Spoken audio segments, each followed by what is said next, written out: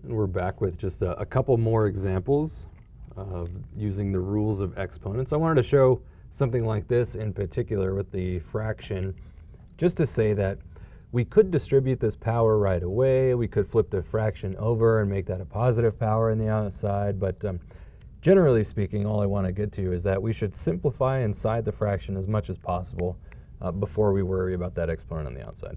So notice the 4/8. That's, of course, reducible, simply a fraction. Reduce both of those by 4, and I get a 1 here and a 2 here.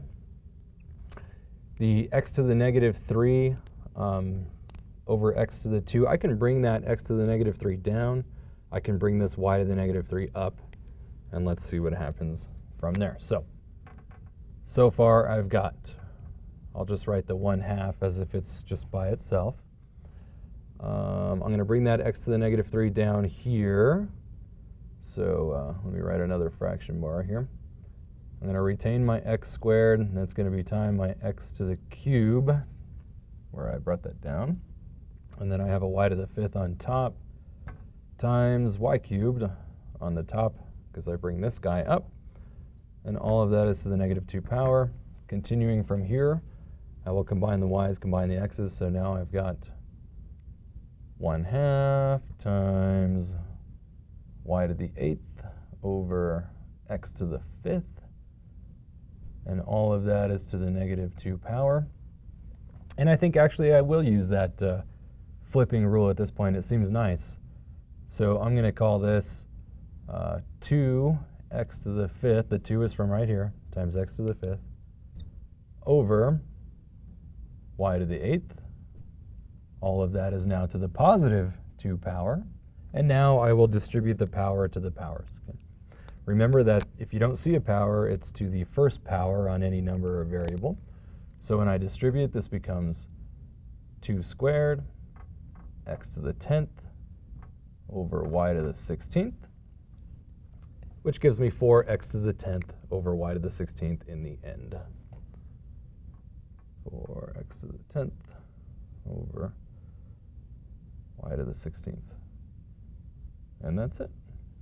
There is the simplified version without any negative exponents showing. That typically in math books, it'll say to state your answer without any negative exponents showing, and I think they just say that to give you the practice of using negative exponents to know what it is, because it's actually a little silly to do that.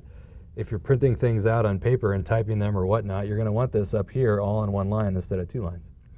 So anyway. This next example, I just wanted to show something with some perhaps weird symbols and things. You see a lot of x's and y's and z's and stuff, but here I wanted to use pi. It's something that shows up in nature a lot. It is, of course, the circumference of a circle divided by its diameter. That's how we get pi, or define pi anyway.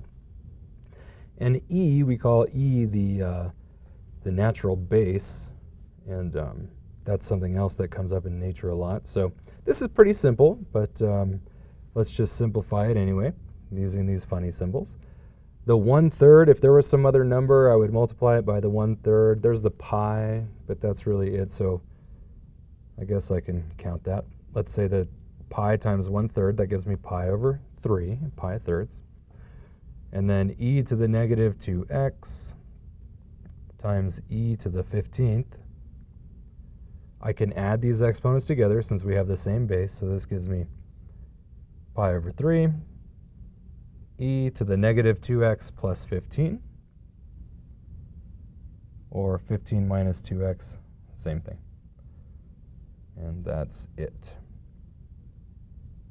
Okay, this was a short one, just a couple quick examples, so stay tuned, there's more to come.